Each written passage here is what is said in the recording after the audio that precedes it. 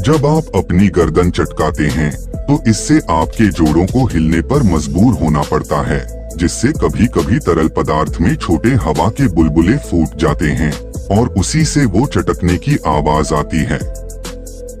लेकिन अगर आप अपनी गर्दन को ज्यादा जोर से मरोड़ते हैं तो हो सकता है कि आप किसी खून की नस की परत को फाड़ दें। बहुत कम मामलों में इस वजह से खून का थक्का बन सकता है, जो फिर आपके दिमाग तक पहुंच सकता है।